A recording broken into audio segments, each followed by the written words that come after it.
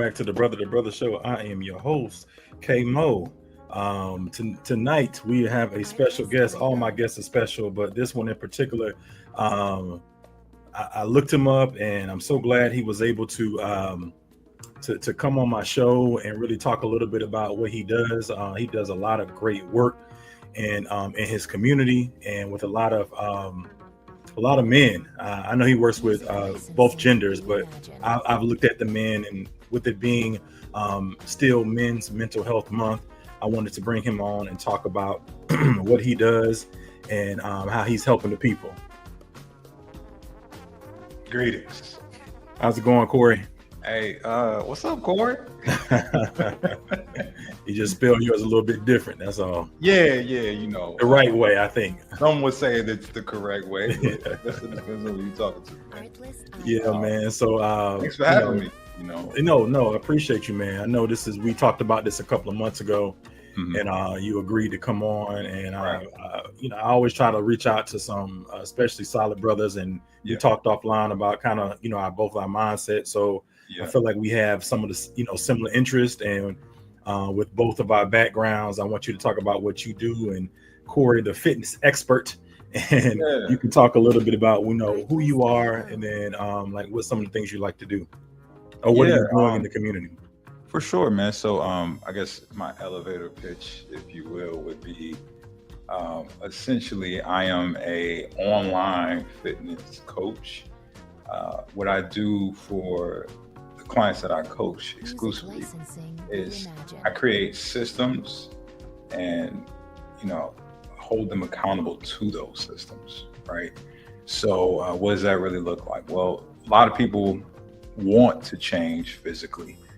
They want a new sort of bill on health and a higher standard, but they don't know how, or they're not being consistent to the how. So we fix that by creating, customized meal plans, workout routines, all within, their pocket. Everything kind of runs through an app.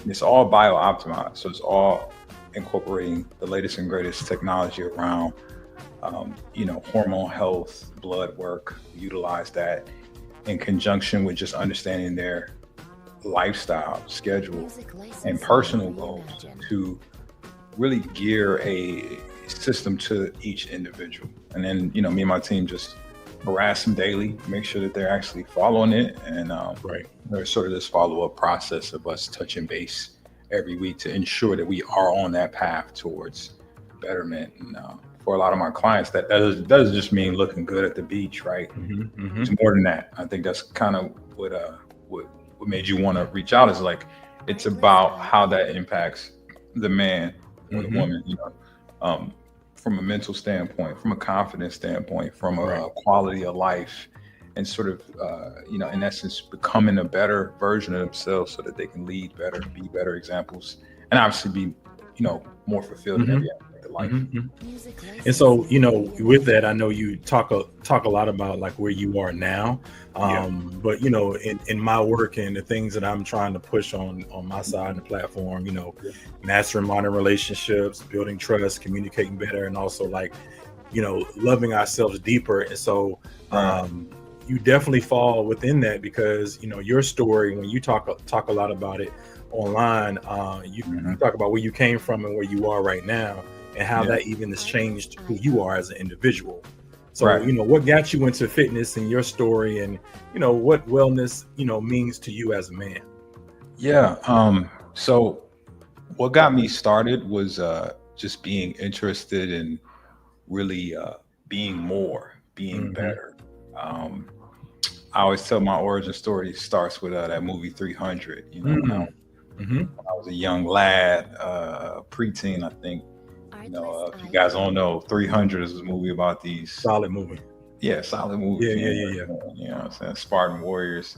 That's like 15 years ago now. That's crazy. Yeah, it's a long time ago now. It seems like it's Yeah, but when I was coming up, it was the new thing out, and in essence, what I really took away from the movie was the men in the movie embodied what I thought masculinity would be at that time. They were leaders. They were people who you know, in the face of challenge, they stood firm and they fought for their ideals physically, you know, with it. And then essentially they look good too. You know, they looked the part. They were ripped. They were chiseled. That was one of the things that like a lot of people, you know, really took away from that. Like these guys all look great. And it's like, I think there's sort of this correlation that, you know, you look good, you feel good, you perform well. Right.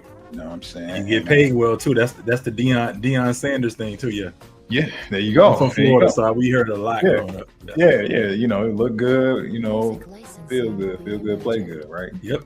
So I think that's kind of what like seeded the idea that like there's a correlation with the look as well as the person, right? And you know, I started doing push-ups at home that night. You know, I did my first push-ups after that movie, man, and that kind of just seeded the idea. All right, I want to look good so I can feel better and be better and simplify more. But it wasn't until like a decade later I actually figured it out.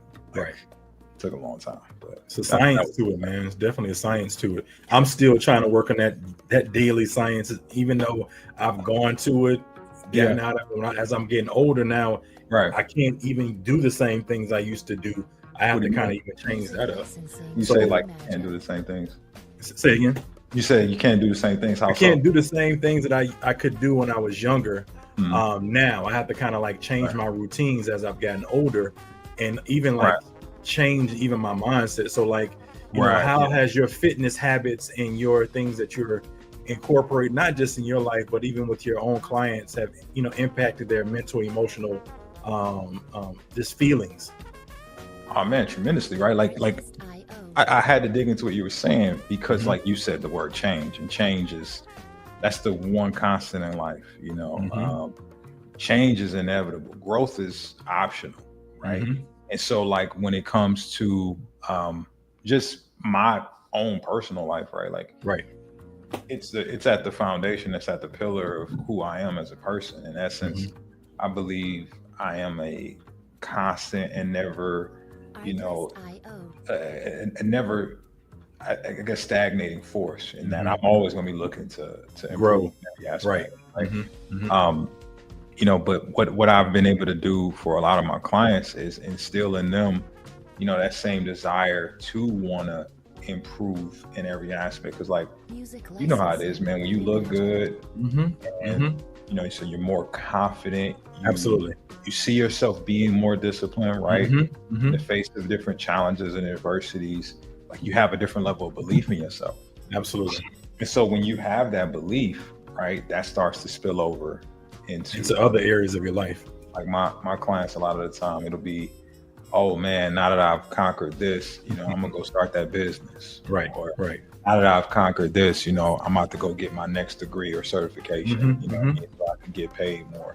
Now that I've conquered this, you know, I'm going to instill it into my kids, right? I'm gonna these principles so that they know how to live well and live, you know, a long, fruitful, healthy life. And it sort of becomes this thing that I don't think there's any version of reality, bro, where your life is worse because you're in better shape. You know, that's what I want to really communicate to everybody watching and listening. It's like, there is nothing that doesn't get enhanced by you being in better shape. I mean, you know, quality, you know, movement, you know, your dating life, your sex life, you know, everything from productivity to just longevity, like everything's improved. So it's like, why wouldn't you want that? And I know you probably touched on this just a little bit, but like, you know, even with myself, like I've talked about in my other podcasts, once you change your mindset, like that's the biggest thing. I've worked out all my life, all my adult life. And so, like I said before, my different seasons of my life, and as I'm in my middle age season of my life, I had to even change cause I used to be a runner. It's a love to run. And I still kind of like to run, but I've kind of had to shift. What do you like about it personally? Like the running? What do you like about it? It's like life. I think running is like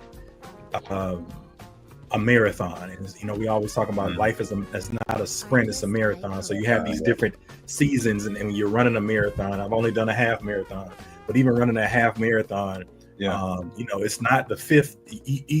Each mile gives you a different level of like understanding the people around you too. I think even with the running, it's almost like when you're running past somebody who's a runner, and you look at them a certain way. They give it's almost like you can read what's inside their head, and they give you that nod, like keep going, you know. And so that motivation, because it's not a lot of people who like to run. I actually like to run, and so I love it. It also, all the things I would say, even if I wake up with a lot of things in my mind, I'm thinking about that, and as I am going throughout the run, to your point, afterwards, it feels like I've accomplished something. Absolutely. So, you know, like you feel like you've accomplished something. And I listen to a lot of Goggins, and he talks a lot about, you know, waking up. Yeah. And then he waking up in the morning, you know, doing something hard. I'm a 4 a.m. gym guy. Yeah. So I've been doing that for the last 20 years. And so I enjoy it because it's like, you know, if I can, to your point, accomplish something even before I get to work, I feel like I can do anything at work. And so what is one of the things that you've seen, or the mindset or shift that needs to happen to prioritize that health with men these days, or you're seeing with your clients? Oh man. You know, I got Black community, Black men have a problem with that, you know, like that prioritizing that. Well, you know, unfortunately in the Black community, what I see that's very prevalent is sort of this almost like a sense of praise or like glorification of self-sacrifice. Right. So speak to that. So we will look at a man who gives his all to his family as if like that's sort of a badge of honor over the man who says no to his family in certain stints so that he can say yes to himself in aspects to actually be able to give them things for not only a longer time horizon, but also on a bigger level, right? Like we look at guys like, you know, one good example is like athletes, you know, a guy like Kobe, rest in peace, right? If you look at all the stories, you know, of Kobe during his career, a lot of people just, they didn't like him because he was very kind of like, he was arrogant. Yeah, they would call him arrogant. They would say that he's, you know, selfish, right? But it's like, in order to achieve anything of a significant level of greatness, any type of high level accomplished, there's going to be some sense of selfishness. And sacrifice. And sacrifice. Exactly. Right. Like, so to some degree, like he sacrificed some of that, you know, maybe being well liked or acceptance, and also some time, you know, and years with his family to essentially be immortalized. We know him now as arguably one of the greatest basketball players to ever live. He's got 5 championships and essentially is like, you know, solidified as, you know, one of the GOATs, right? And some may argue he's the second greatest shooting guard of all time, right? I would join that argument. Right? It's just like one of those things where, yes, in some aspects, very selfish, right? To not be there with his family all the time, to not be there with his teammates all the time, to, you know, shun certain people, right? But he paid that price so that he could do things or pay prices that nobody else could ever pay. Right. You know, and I think, you know, amongst the community as a large, especially around, you know, Black men, we don't really understand that, you know, true greatness demands sacrifice. It demands, you know, being able to give the all in the moment so that, you know, later, you know, there's the sort of reward that you don't have to keep paying that price over and over. You know, So it's like, funny you say that, man, and I'm glad you said it. And that's the reason why we talked offline. You know, when you meet people in the virtual world, you don't know who they are. yeah, But it takes me some time to kind of like look at people, and if you especially don't know them like that, and to hear you say that, I think that's 100% true. But I do think there are, going back to that 300 hmm um, movie, there are men who are like the 300 men, and yeah, so and they think like that, and it's, you know, I know people hate him sometimes, but I like Charleston White. okay. He Who's that? says I some don't even know very, who that is. Who's you Charleston know, White? No, break it down. oh, okay, well, he talks, he's a troll on the internet. Okay, But I would say, if even to Kevin Samuels, right? okay, He says a lot of things that are very, very controversial, but okay, he's doing it for the masses to right, get down to the root. And yeah, so, like you said, in our community right now, we have an issue where we'll glorify the guy who's that guy and this and the third, but a lot of times, you know, the hard guy or that daddy, per se, he's not liked. You know, yeah, even his father, it's, you know, it's mental health month, but it's also, you know, Father's Day. We had Father's Day last yeah, weekend, and you know, to see some of the jokes and stuff that a lot of guys actually get, and it's funny, but at the same time, there's a lot of realness that comes to it. Whereas there's a hmm lot of sacrifice that comes from those type of men, and I yeah, think the only men at this point where we are in life that can really recognize it are those type of men, right, because we that's how we used to be. You know, I think I got you about a couple years, several years, and so I can remember when, you know, my not living it, but my grandmother hmm as a child, to hear how men used to be, and even seeing those men like that.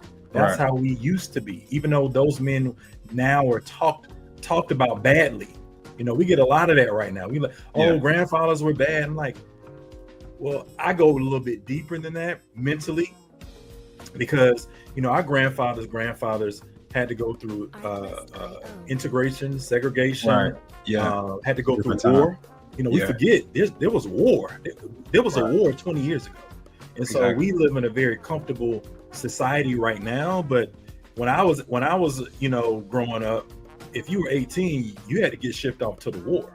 Right. There was no, you know, and then, you know, that's why the big Muhammad Ali thing, and I had opportunity to actually go to Vietnam to kind of understand what my father's fathers went through, hmm especially being on a platform like this, to not just talk badly about them, but also to understand where they came from and where they were at that Yeah. time, because there was a lot more stress on them. So as you talk Yeah. about the community, you're talking about the hmm prioritizing of your health.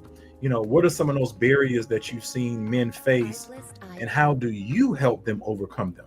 Because I know we talked about mindset, and I believe that's the most important thing, because I think once Yeah. your mind is shifted, especially I follow a book called The Compound Effect. One of my good That's friends important. Yeah. recommended to me, and it Right. talks about, you know, when you're working out, if you don't see those results, you know, it's not the 2 weeks, it's the, you know, 2 months that you may not even see it, and that's hard Yeah. if your mindset is not there. You know, it's funny. Like aside from like fitness, there's a lot of stuff that I've myself personally Hmm. seen the compound effects of. Like Hmm. you mentioned, kind of just like having a platform, right? Right, Like right.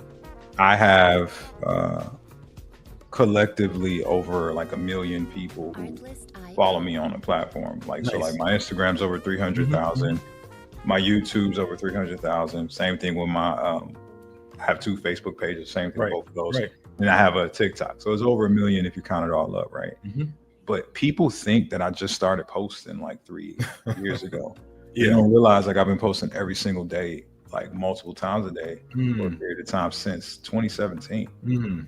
Right. So it's been 8 years now of me like consistently doing it. Yeah, I yeah, didn't get traction until like 2, 3 years ago. yeah. But what happened is my consistency, sort of that compound effect Hmm. that you mentioned, met up with some changes in the algorithm, right? I hit like a stride of Right. kind of being prepared when Mhm. things were optimized for a guy like me to be able to have a platform. Right. So really sometimes it's just about consistency in the face of anything, like no matter what, just being focused on doing the daily habits regardless of what the payoff is, and eventually over time it compounds into the fruits of that. So guys that are like in the shape they want to be in, they're on the right side of the compound effect. Guys that don't have the life that they want or don't have the results they want with their health, fitness, or anything, they're on the opposite side of the compound Right. effect. Those small habits that you have formulated that are pushing you away from the goal or keeping you, you know, kind of subservient to where you at, like that's why. But you were asking another question. My bad. I was what's that? You know, that barrier, because we know it's the mindset, but with what you do already, and I've seen, you know, I'll go on every now and then just to check out, you know, my followers or the guys I respect in this space, especially helping other men, in any aspect, emotionally and physically.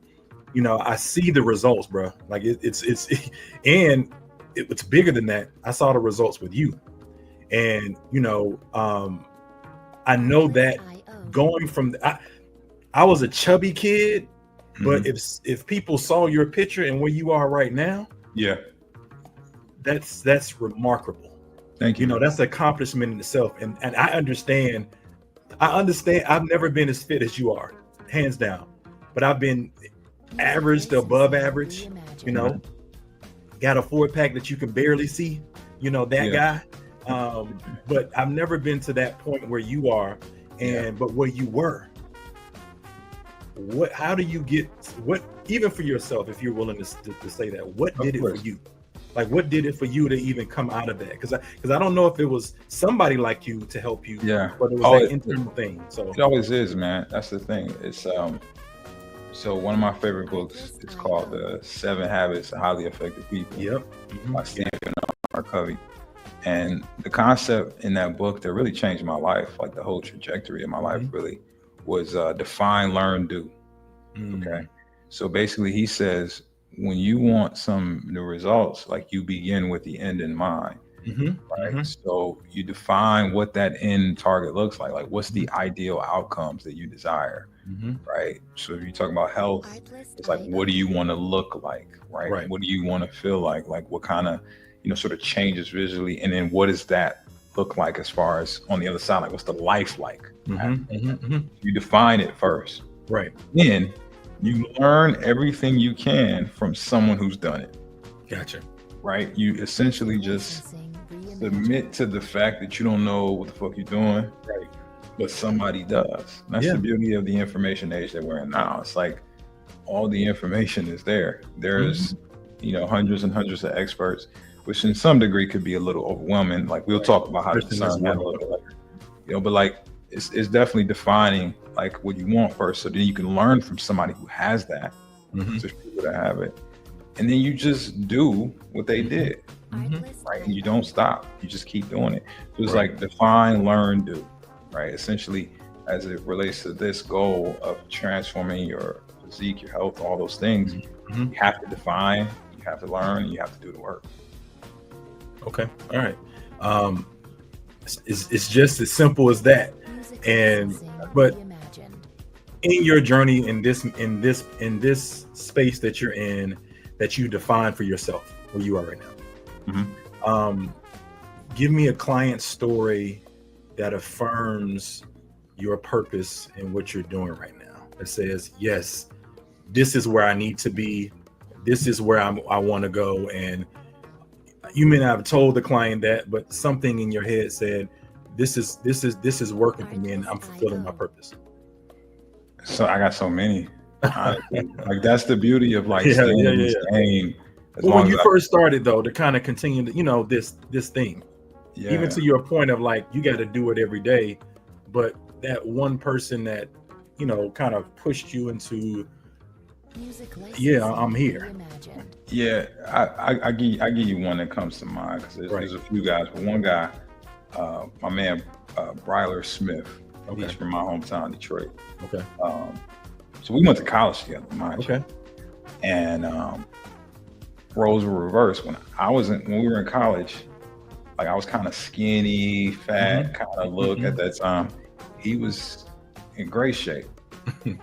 He played for the football team. You know, he was in the fraternity. Like he was the man, right? Yeah. So you know, fat. I used to kind of ask him for like health tips and advice. You know what I mean? 'Cause he was on his game, right?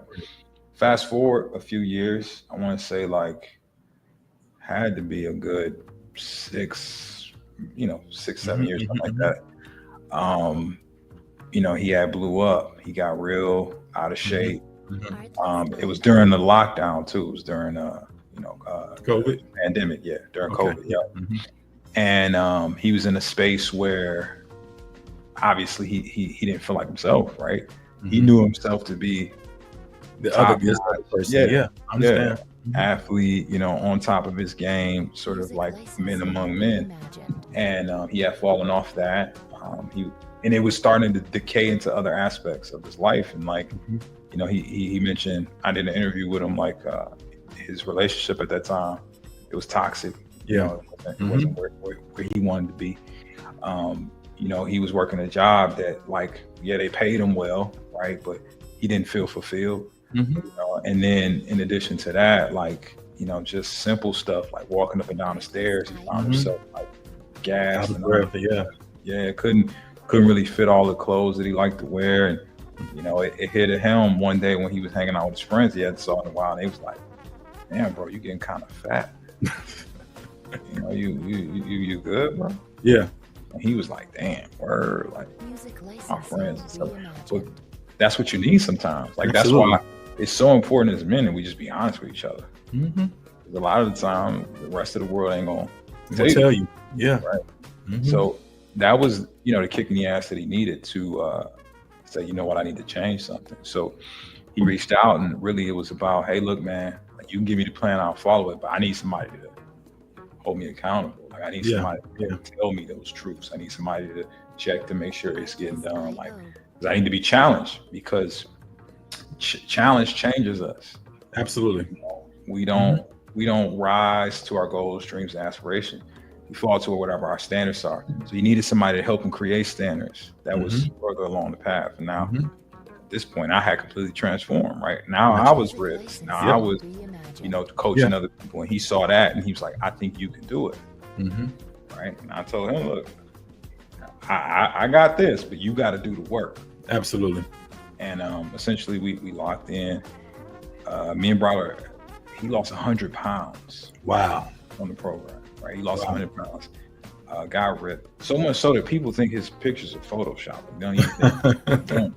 You know what I mean? Like legit. And it's like, you know, he's got very prominent scars like on his chest, so you know it's him, right? So it's like, you know, to see him make that transformation so prominent, that people look at him like it's not even real. That's when I was like, okay, we're on to something. Absolutely. Now, fast forward, what does his life look like now? Moved across the country, like bought a new house. His finances have improved in his area of work that he was in. He decided that after developing that discipline, he wanted to pursue some entrepreneurship.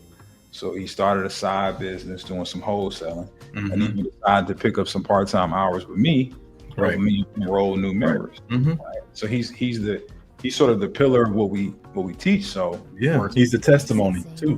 Be the testimony, exactly. Absolutely. And you know, not only that, now he's an inspiration to other people. He's inspiring other men to step up, start their journey. He's dating a new girl now. She's on the program. I got like 40 pounds off her too. Right. You know, and she brought her mom. So like now it's starting this domino effect of other aspects. Compound effect. That's what it is. Yeah, that's what it is. He's got this, you know, great relationships. His money's right, his body's right, and he's a completely new guy as a result of those foundational things. Right. You know, so he defined what he wanted. Yeah. He learned from somebody who did it, and then he did the work. Here it is. My last question for you, and thank you for sharing that.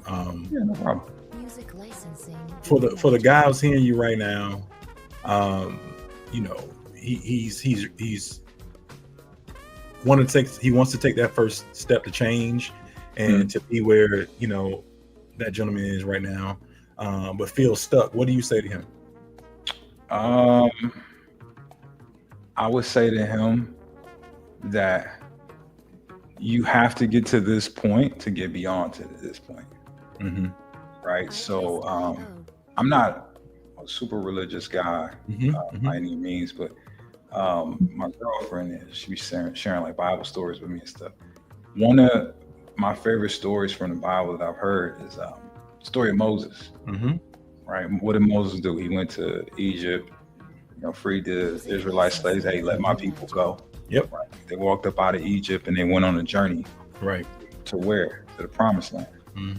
Now, it took them a few days to get out of Egypt, but the journey to the promised land took 40 years.